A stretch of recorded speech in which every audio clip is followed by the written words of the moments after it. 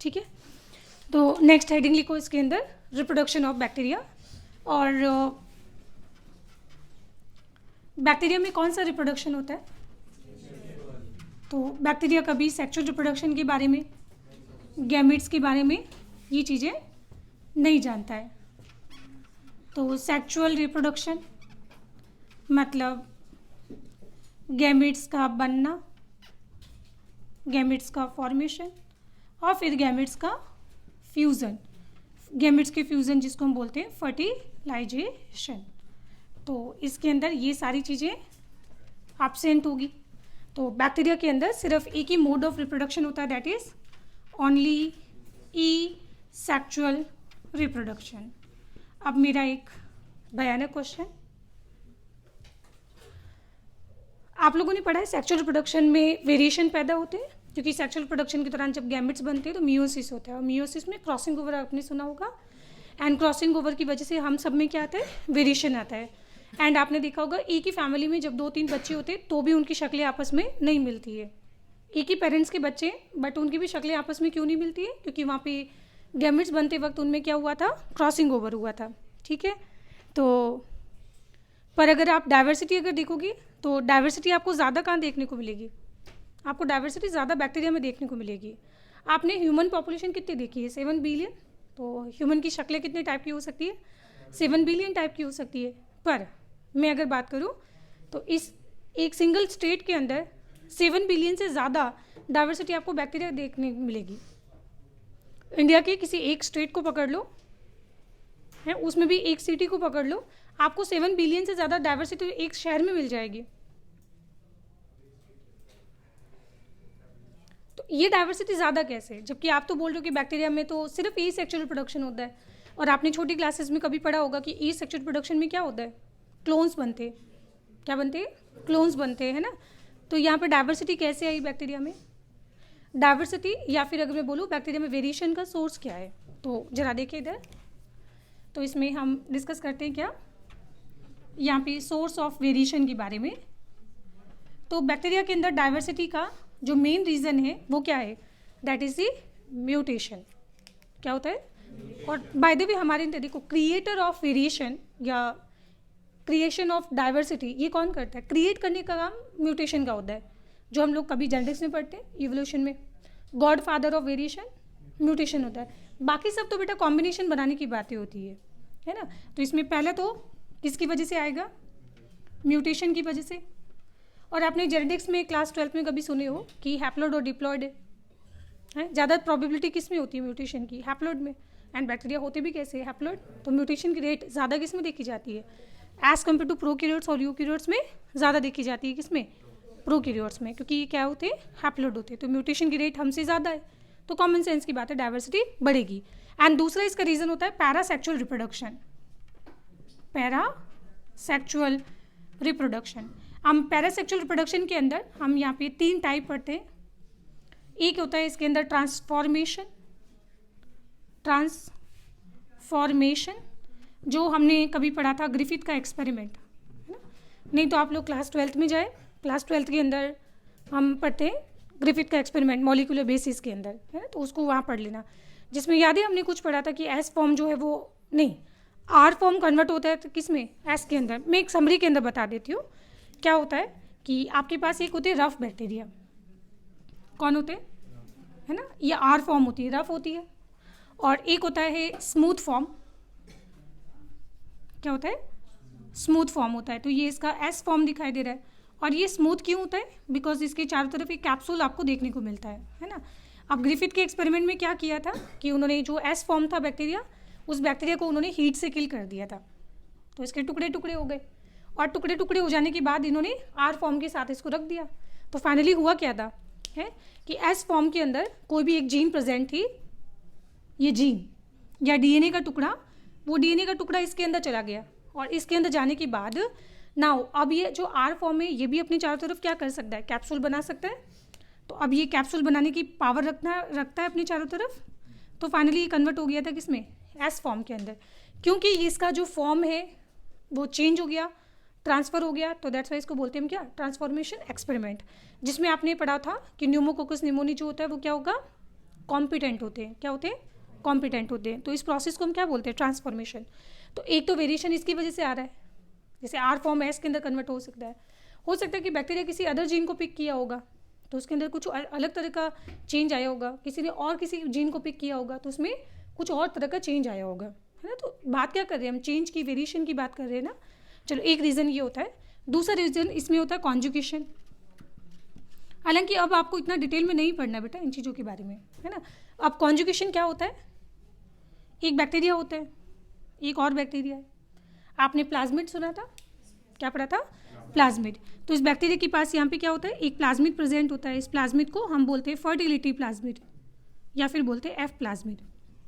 Main DNA को छोड़कर इसके पास एक और एक्स्ट्रा डीएनए होता है जिसको प्लाज्मिड बोला जाता है, और प्लाज्मिड में से इसके पास कौन सा प्लाज्मिड है? एफ प्लाज्मिड, जिसको बोलते हैं फर्टिलिटी प्लाज्मिड। अब ये प्लाज्मिड होगा, दो बैक्टीरिया पास में आएंगे, है ना, तो इनके बीच में क्या बनता है? एक ट्यूब बनती है, और इस प्रोसेस को हम बोल क्या रहे हैं? कॉन्जुगेशन। तो इस ट्यूब को क्या बोला जाएगा? कॉन्जुगेशन ट्यूब बोला जाएगा। इस ट्यूब को क्या बोलेंगे आप? कॉन्जुगेशन ट्यूब बोलेंगे।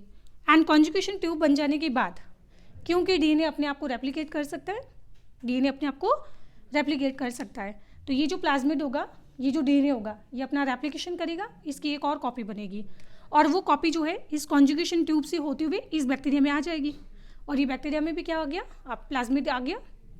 तो पहले ये जो सेल थी वो कैसी थी? एफ पॉजिटिव सेल थी। पॉजिटिव मतलब इसमें प्लाज्मिड था, और ये सेल पहले कैसी थी? एफ नेगेटिव सेल थी, क्योंकि इसमें प्लाज्मिड नहीं था।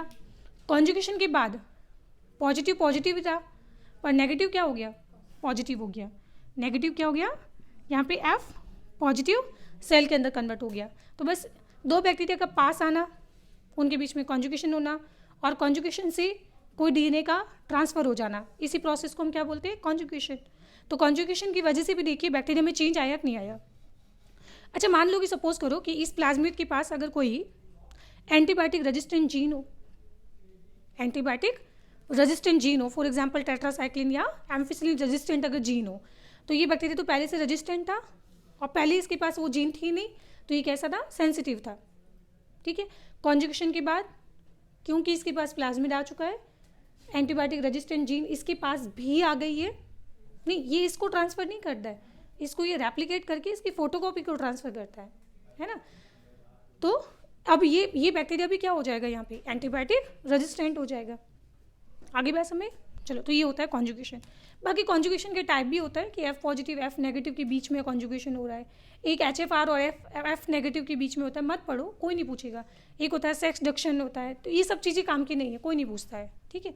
फिर एक और आता है ट्रांसफॉर्मेशन, नहीं ट्रांसडक्शन। क्या आता है? ट्रांसडक्शन का क्या मतलब हुआ कि आपके पास एक बैक्टीरिया है, इस बैक्टीरिया का ये मेन जीनोम है, फिर एक और बैक्टीरिया है जिसको हम ब्लू कलर से बना रहे हैं, और ये इसका मेन जीनोम है। अब आप लोग जानते हो बैक्टीरिया को वायरस भी इन्फेक्ट करते हैं ना, जिनको हम बोलते हैं बैक्टीरियोफेज। अब मान लो सपोज करो कि ये जो बैक्टीरियोफेज है यहाँ पे आके इन्फेक्ट हुआ, और इसमें अपना डीएनए इंसर्ट किया, और ये डीएनए जाके बैक्टीरिया के मेन डीएनए के साथ इंटीग्रेट हो गया। फिर उसके बाद इसकी पढ़ेंगे हम वायरस की लाइफ साइकिल।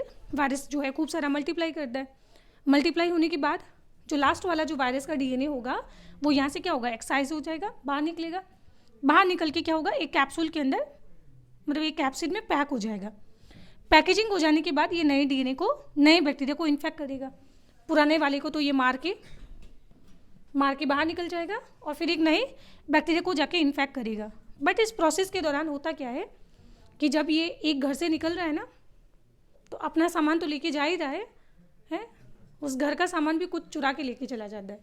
तो इस बैक्टीरिया का मान लो कि थोड़ा सा डीएनए यहाँ से पिक कर लिया इसने, है ना, तो इसके जीनोम के साथ यहाँ पे क्या मिलेगा? आपको बैक्टीरिया का डीएनए भी मिलेगा।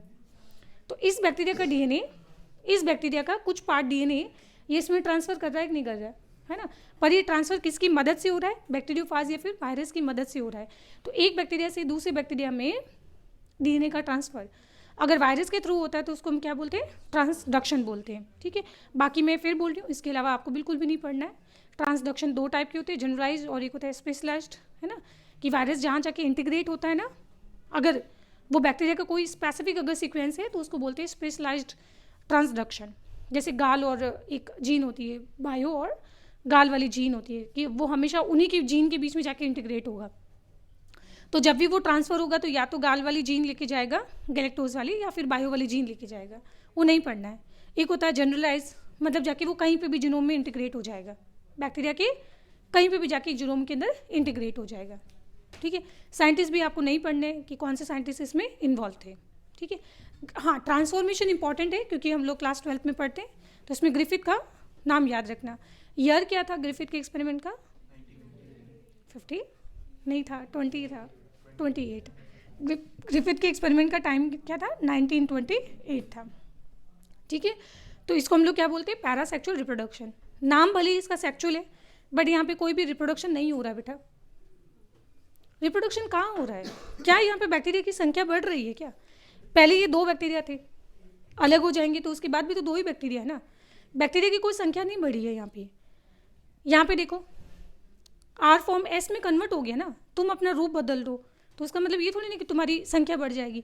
तो पैरासेक्सुअल रिप्रोडक्शन वेरिएशन का तरीका है, रिप्रोडक्शन का तरीका नहीं है। ठीक है, वेरिएशन का तरीका है पर रिप्रोडक्शन का तरीका नहीं है। कोई परेशानी इसमें? ठीक है, तो मैंने हेडिंग लिखा भी है कि बैक्टीरिया में सिर्फ क्या होता है? Asexual reproduction. अब एसेक्सुअल रिप्रोडक्शन में भी 2 कंडीशन है कि या तो हमारा जो एटमॉस्फेयर है वो फेवरेबल कंडीशन हो, है ना, या फिर जो है वो अनफेवरेबल कंडीशन हो। या तो कंडीशन फेवरेबल हो या फिर कंडीशन कैसी हो? अनफेवरेबल हो। तो फेवरेबल कंडीशन में बैक्टीरिया क्या करता है? Binary fusion. अब बाइनरी फ्यूजन में बताने की कोई बात है नहीं, है जो 10वीं क्लास में, 9वीं क्लास में, 8वीं क्लास में पढ़ते आ रहे हो कि एक बैक्टीरिया डिवाइड होके 2 हो जाते हैं, उसी को हम लोग क्या बोलते हैं? Binary fusion. अच्छा, बाइनरी फ्यूजन में ये मुझे बताओ सेल डिवीजन कौन सा होगा? आपने सेल डिवीजन 3 तरीके सुने, ए माइटोसिस, माइटोसिस और मियोसिस। कौन सा होगा? ध्यान रखना, माइटोसिस और मियोसिस आपको सिर्फ यूकेरियोट्स में देखने को मिलेंगे और बैक्टीरिया में क्या मिलता है? ए माइटोसिस। तो इस दौरान जो डिवीजन होगा वो कौन सा होगा? सेल डिवीजन जो है वो ए माइटोटिक सेल डिवीजन होगा यहाँ पे। ठीक है, चलो यहाँ तो कोई दिक्कत। और जैसे आपने सुना भी था बहुत बार कि बैक्टीरिया हर 20 मिनट में डिवाइड करता है, एवरी 20 मिनट में ईस्चेरिया कोलाई की बात करें तो डिवाइड करता है। ठीक है, और ऐसा फेवरेबल कंडीशन। और फेवरेबल कंडीशन का क्या मतलब? जब हवा, पानी, ऑक्सीजन, टेम्परेचर सब कुछ सूटेबल हो। ठीक है, पर अगर ये सब चीज़ें ना मिले तो उसको क्या बोलेंगे? Unfavourable condition. हवा, पानी, ऑक्सीजन, टेम्परेचर जब अप्रोप्रिएट ना हो तो अनफेवरेबल कंडीशन बोलेंगे उसको। तो अनफेवरेबल कंडीशन में करता क्या है बैक्टीरिया? ये बैक्टीरिया स्पेशली मैं क्या बना रही हूँ? बैसिलस। एंडोस्पोर ज़्यादातर कौन बनाते हैं? Bacillus bacteria. तो ये क्या बनता है यहाँ पे? इसमें होता है एंडोस्पोर फॉर्मेशन। एंडोस्पोर फॉर्मेशन जब कंडीशन कैसी होती है? अनफेवरेबल होती है। ठीक है, अब कंडीशन जब अनफेवरेबल है तो इसके चारों तरफ वॉल कैसी होनी चाहिए? थिक वॉल की थिन वॉल? ऑब्वियसली वॉल कैसी होनी चाहिए? थिक होनी चाहिए। तो थिक वॉल बनेगी। पर इस दौरान जैसे आपने कभी सुना है एंडोस्पोर जो है वो अगर मैं टेम्परेचर की बात करूं -100 से लेकर टू ये +100 डिग्री सेल्सियस को बहुत इजीली टॉलरेट कर लेते हैं। कैसे? -100 पे भी एंडोस्पोर को कुछ नहीं होने वाला है। और पानी को जब आप बॉईल करते हो ना, ध्यान रखना बैक्टीरिया की 2 फॉर्म होती है, एक वेजिटेटिव फॉर्म होती है और एक एंडोस्पोर होता है। तो पानी को बॉईल करने पर सिर्फ और सिर्फ उसकी जो लिविंग फॉर्म होती है, लाइव फॉर्म है ना, वेजिटेटिव फॉर्म, वो किल होती है। एंडोस्पोर को कुछ नहीं होगा बेटा, उसको पी लो तो एंडोस्पोर बॉडी में चला जाएगा, वो वापस जर्मिनेट होगा, जर्मिनेट होकर वापस पूरा एक नया बैक्टीरिया बन जाएगा। एंडोस्पोर को मारना है तो फिर टेम्परेचर आपको बढ़ाना पड़ेगा, है ना। टेम्परेचर फिर आपको याद है 121 डिग्री सेल्सियस, जिसको हम एक शब्द यूज़ करते हैं स्टरलाइजेशन। डिसइंफेक्टेंट में और स्टरलाइजेशन में क्या फ़र्क है? बैक्टीरिया की देखो 2 फॉर्म है, एक तो वेजिटेटिव फॉर्म में और एक एंडोस्पोरिक फॉर्म में। अगर आप सिर्फ वेजिटेटिव फॉर्म को किल करते हो तो उसको बोलते हैं डिसइंफेक्टेंट। जैसे लाइजोल वगैरह पोछा लगाने के लिए यूज़ करते हैं, पोछा जो है उसमें कभी भी एंडोस्पोर नहीं मिलते, है ना। पर जब आप किसी पर्सन की ऑपरेशन करोगे तो उसमें ऑपरेशन में जो इंस्ट्रूमेंट आप यूज़ करोगे, या दांतों की जब सर्जरी होती है, दांतों के जब डॉक्टर डेंटिस्ट चेक करते हैं दांत, तो उस दौरान जो है उसमें क्या यूज़ करोगे? है डिसइंफेक्टेंट थोड़ी ना करोगे इंस्ट्रूमेंट को, उनको क्या करोगे? है, स्टरलाइज करोगे। स्टरलाइज का मतलब उसमें एंडोस्पोरिक फॉर्म को भी क्या कर दिया जाता है, किल कर दिया जाता है। और उसका तरीका क्या है, ऑटोक्लेव। ऑटोक्लेव घर में जो प्रेशर कुकर होता है, और प्रेशर कुकर मतलब वहाँ पे टेम्परेचर 100 नहीं, अब टेम्परेचर जो है, जो बॉइल्ड वाटर पानी जो है ना उबलता है, उसका टेम्परेचर 100 डिग्री होता है, पर वाटर के वेपर का टेम्परेचर 100 से ज़्यादा होता है। तो वहाँ पे ऑटोक्लेव के अंदर टेम्परेचर कितना हो जाता है, 121 डिग्री सेल्सियस। एंड फिर प्रेशर भी वहाँ पे कितना होता है, 15 PSI। 15 मिनट के लिए उसको छोड़ दो तो एंडोस्पोर भी मारे जाएंगे। और इसी टेक्निक को हम लोग क्या बोलते हैं, स्टरलाइजेशन। अब ये तो मैं आपको पढ़ा चुकी हूँ क्लास 12 के अंदर कि स्टरलाइजेशन करने के तरीके क्या है। एक तो ऑटोक्लेव हो गया, या फिर दूसरा उसको यूवी लाइट के नीचे रख दो, यूवी लाइट के नीचे रख दो, है ना। या फिर तीसरा तरीका सैनिटाइजर होता है, उसमें अल्कोहल होता है 100%, एब्सोल्यूट अल्कोहल यूज़ कर लो, बैक्टीरिया के एंडोस्पोर भी मारे जाएंगे। ठीक है, तो ये तरीका होता है। मुद्दे पे आ जाते हैं, पर बैक्टीरिया के एंडोस्पोर 100 डिग्री सेल्सियस तक को, एंड टेम्परेचर बेटा pH जो होती है वो 2 to 3 pH, इतनी हार्श pH को भी वो टॉलरेट कर सकता है। स्ट्रॉन्ग एल्कलाइन और स्ट्रॉन्ग एसिडिक एनवायरनमेंट को भी ये टॉलरेट कर सकता है ना। मतलब ये अनफेवरेबल कंडीशन से अपने आप को बचा रहा है ना। कैसे, एंड स्ट्रॉन्ग pH से भी ये क्या करता है, टॉलरेट कर सकता है।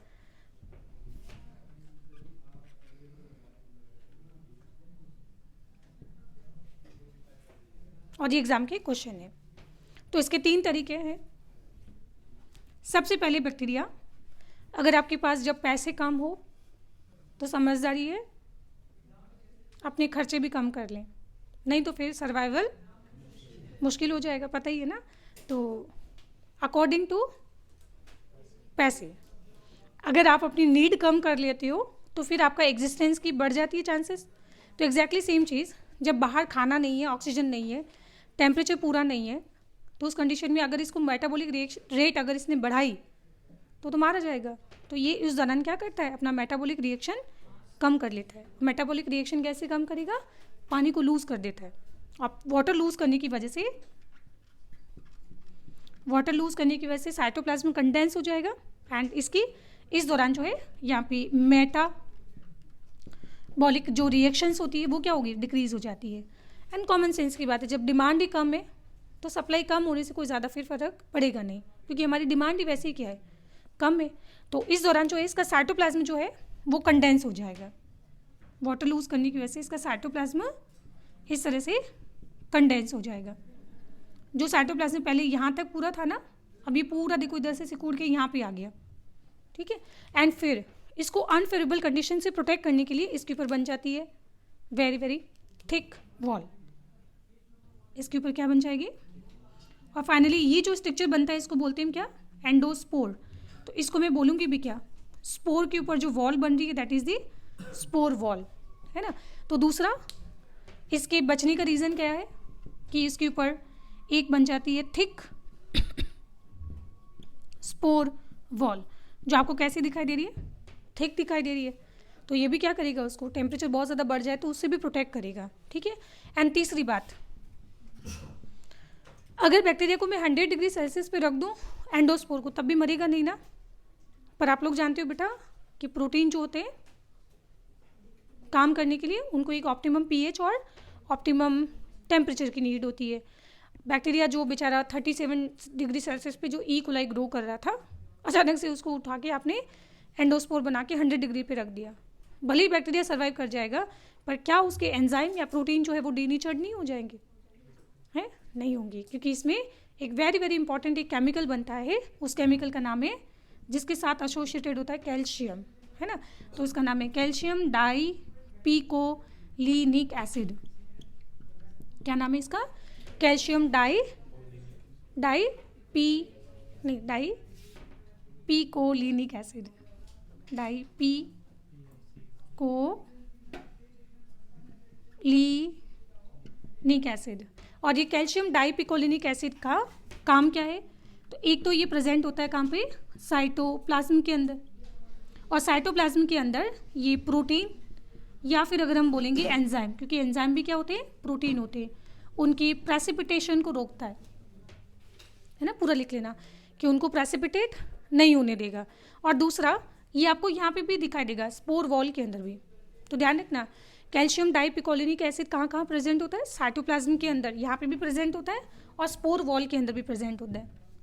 एंड स्पोर वॉल के अंदर प्रेजेंट होता है, जो स्पोर वॉल को और ज़्यादा रिजिडिटी प्रोवाइड करता है। तो रिजिडिटी से क्या फ़ायदा होगा कि स्पोर वॉल के ऊपर 100 डिग्री सेल्सियस का भी कोई फ़र्क नहीं पड़ेगा।